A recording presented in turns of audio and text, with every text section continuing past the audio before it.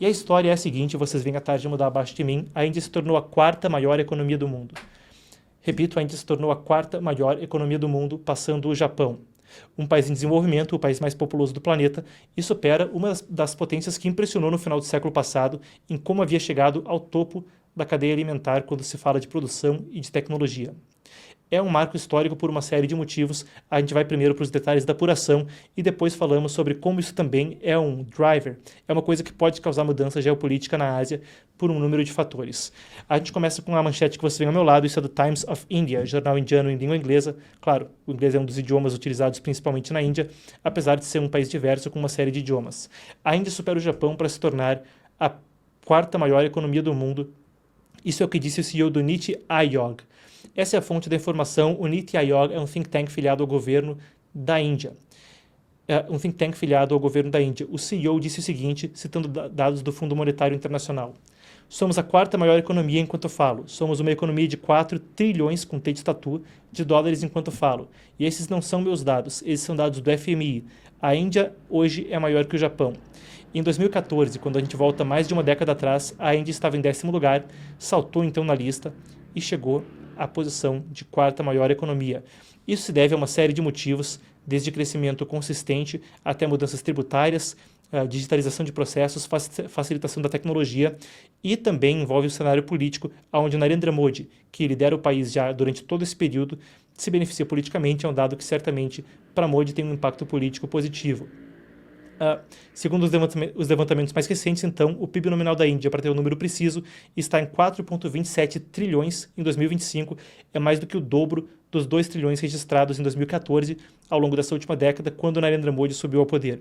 A gente tem alguns outros dados para tentar entender esse crescimento rápido e a gente vai, na sequência, passar por eles. Taxas de expansão consistentemente superiores à média global.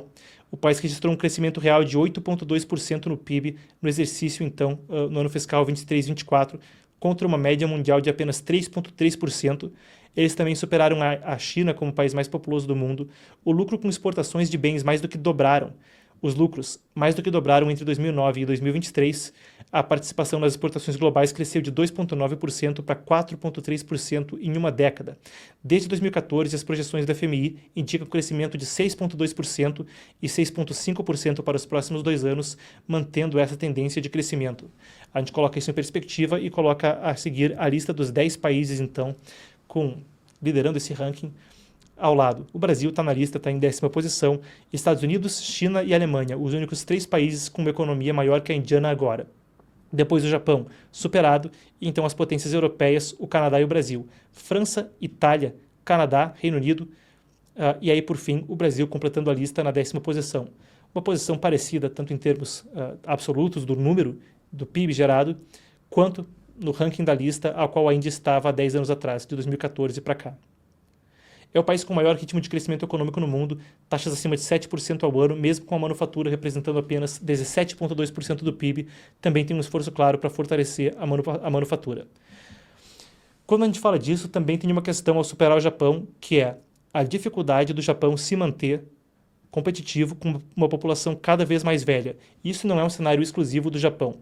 Quando a gente cobriu aqui a questão da China e da guerra tarifária, quando a gente foi a fundo nisso aqui nesse programa, a gente falou repetidamente sobre a questão da pirâmide etária da China e a gente foi a fundo sobre a questão da demografia.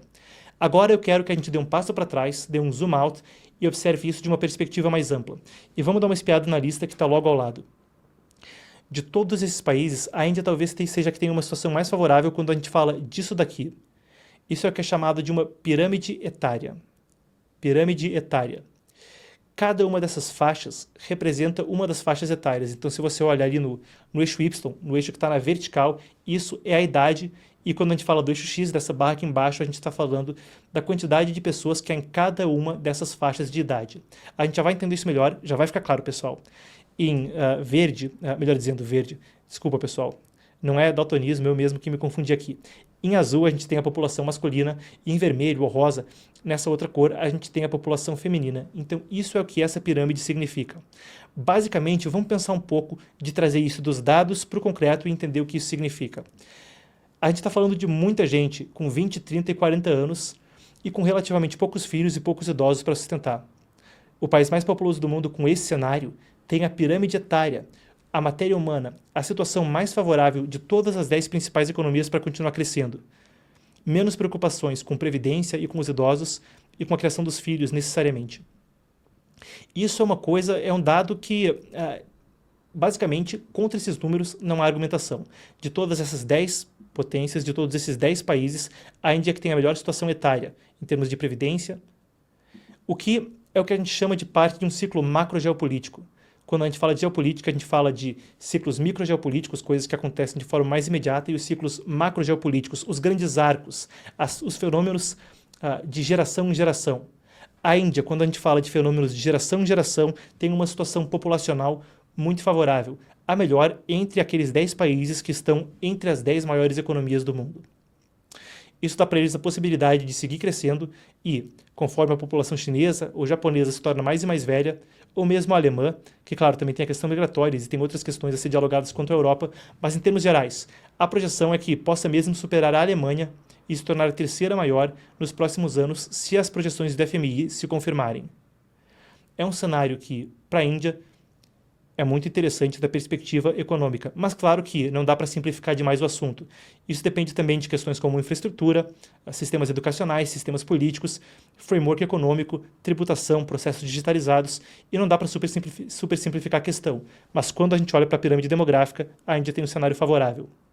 Eles também estão muito perto do que a gente chama de taxa de substituição, de chegar a um ponto estável da população onde a média de filhos por casal é 2,1 filhos por casal. O ponto 1 é porque tem algumas crianças que ainda falecem na infância, etc., não chegam a se desenvolver para chegar numa idade economicamente produtiva. Eles estão com 1,9 e numa situação demográfica muito favorável, certo? Então fica aí esse registro. Entretanto, agora a gente pode falar a respeito disso de uma perspectiva também. A gente falou de um ciclo macrogeopolítico, vamos falar disso dessa perspectiva. O que esse cenário de demografia, de população, o que esse cenário de economia significa para a Índia seguindo adiante?